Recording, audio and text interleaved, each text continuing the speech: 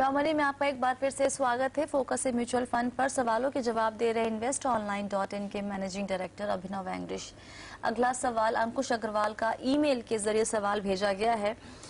अंकुश का निवेश तो है एसआईपी के जरिए, लेकिन मैक्सिमम निवेश जो ये कर रहे हैं इक्विटी लिंक सेविंग स्कीम्स में कर रहे हैं। इनके पास 4 फंड है पोर्टफोलियो में। फ्रैंकलिन इंडिया टैक्स शील्ड, जहां पर ये 1500 रुपए हर महीने निवेश करते हैं। एचडीएफसी टैक्स सेवर में 1000 की एसआईपी है। आईसीआईसीआई प्रूडेंशियल टैक्स प्लान में 1000 और बिरला सन लाइफ टैक्स रिलीफ फंड में 10,000 रुपए सालाना। इसके अलावा एक और भी फंड है इनके पोर्टफोलियो में, रिलायंस गोल्ड ईटीएफ में ये करीब 2500 रुपए हर महीने डालते हैं।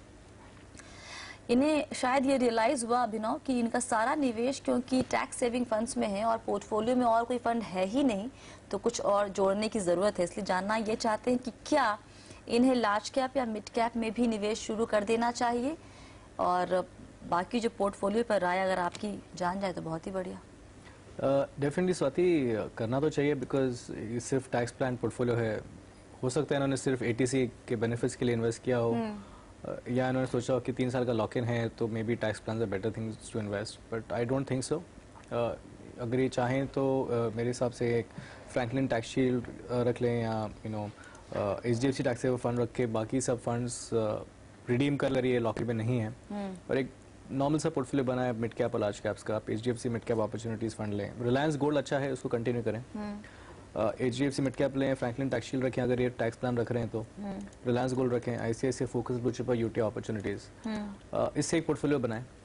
सिर्फ टैक्स सेविंग स्कीम्स में इन्वेस्ट करने से आई डोंट सी क्या लॉजिक है, जबकि फंड्स ने इतना परफॉर्मेंस किया भी नहीं है जो कि ओपन एंडेड फंड्स ने किया है।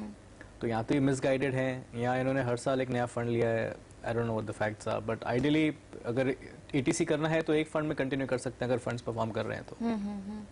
टैक्स सेविंग फंड्स में आप पर्सनली क्या आपकी पसंद क्या है? एसआईपी के जरिए निवेश करना ठीक रहता है या फिर एक लमसम इन्वेस्टमेंट?